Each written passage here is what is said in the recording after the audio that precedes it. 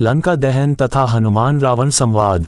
माता सीता से आज्ञा लेकर हनुमान जी अशोक वाटिका के फल तोड़कर खाने लगते हैं। वाटिका में हलचल देखकर वहां के पहरेदार आ जाते हैं और हनुमान जी से युद्ध करने लगते हैं। बजरंगबली हनुमान अपनी शक्ति द्वारा खेल खेल में ही पछाड़ देते हैं। पहरेदार जाकर अशोक वाटिका के रक्षक जम्बूमाली को बुला कर लाते हैं और कहते हैं कि अशोक वाटिका में एक वानर घुस आया है, वह बड़ा ही बलशाली है। जम्बूमाली कुछ सैनिकों के साथ आता है और हनुमान जी उसे भी पूरी तरह से पछाड़ कर भगा देते हैं।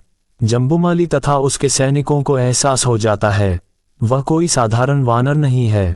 तब जम्बूमाली महाराज रावण की सभा में जाकर उनको ये सूचना देता है कि अशोक वाटिका में एक हनुमान नाम का वानर घुस आया है जो कि बहुत अधिक शक्तिशाली है, जिसने हमारे सभी सैनिकों को पछाड़ दिया है।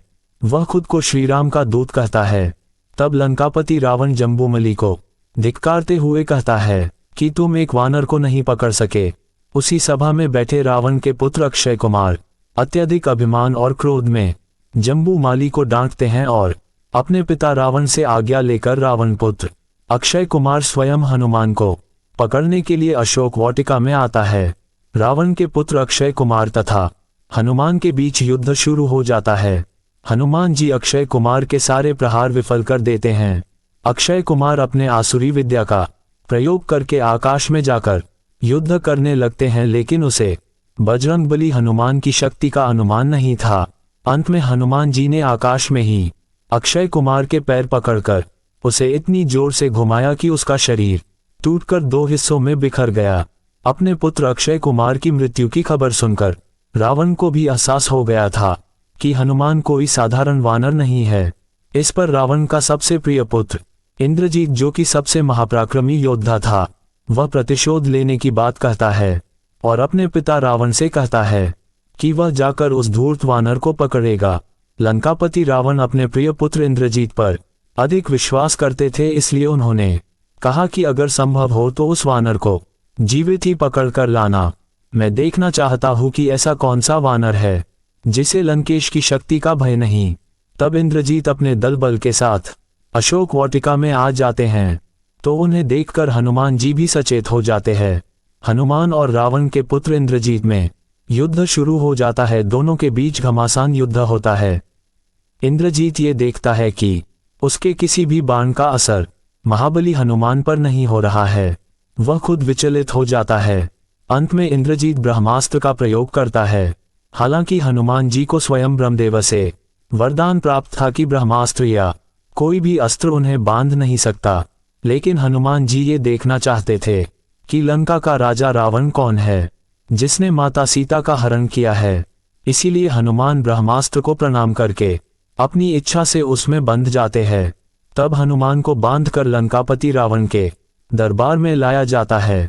हनुमान को देखकर लंकापति रावण आश्चर्य में पड़ जाते हैं कि एक साधारण सा दिखने वाला वानर उनके महाबली पुत्र अक्षय कुमार का वध कर सकता है। लंकापति रावण पूछता है, बोल वानर, तू कौन है? किसने तुझे भेजा है? किस उद्देश्य से हमारे राज्य में प्रवेश किया, अशोक वाटिका को उजाड़ा और किस वजह से तुमने हमारे पुत्र अक्षय कुमार को मार दिया?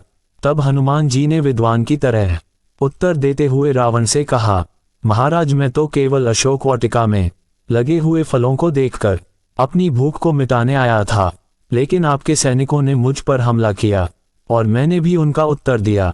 आपके जिस सैनिक ने मुझ पर प्रहार नहीं किया, मैंने उसको कुछ भी नहीं किया, केवल उन्हीं का संहार किया जिन्होंने मेरे ऊपर आक्रमण किया, और इसी वजह से मुझे आपके पुत्र अक्षय कुमार को परलोक भेजना पड़ा। रावण कहता है कि वानर, तुम बहुत चतुर हो, तुमने अभी तक अपना परिचय नहीं दिया। अपना परिचय देते हुए हनुमान जी ने कहा कि मैं वायुपुत्र हनुमान हूँ। मैं अपने स्वामी श्री राम का दूत बनकर उनकी पत्नी सीता की खोज में 400 योजन समुद्र लांघ कर आया हूँ। मैं सीता माता से भेंट कर चुका हूँ। मैं तो केवल आपके दर्शन हेतु राज दरबार में आया हूँ, वरना कोई भी ब्रह्मास्त्र या पाश मुझे बांध नहीं सकता। हनुमान ने यह भी कहा कि मैं चाहता तो अशोक वाटिका से फल खाकर वापस जा सकता था, लेकिन मैं ये देखना चाहता था कि महर्षि पुलत्स के वंश में ऐसा कौन है जिसने भगवती सीता नामक पराई स्त्री का हरण करके अपने कुल को कलंकित किया है। हनुमान द्वारा इस तरह का आक्षेप सुनकर रावण को क्रोध आ जाता है और वह हनुमान को दंडित करने के लिए मृत्युदंड देने के लिए कहता है। तभी सभा से विभीषण जी उठते हैं और महाराजा रावण से निवेदन करते हैं कि महाराज, हनुमान एक दूत बनकर आया है और इसका वध नीति और धर्म के अनुसार उचित नहीं है।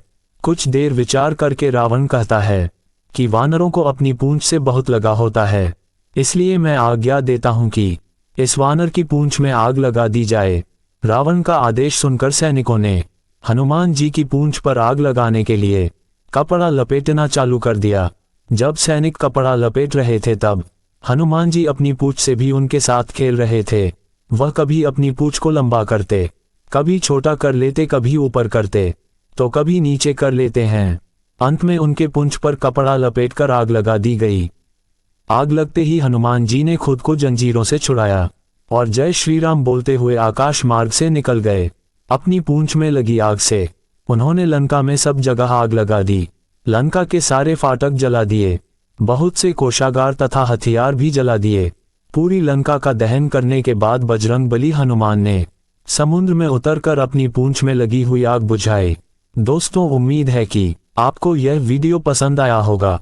इस पोस्ट को अपने दोस्तों और परिवार के साथ जरूर शेयर करें और वीडियो को लाइक करें, चैनल को सब्सक्राइब करें और भी ऐसे ही वीडियो देखने के लिए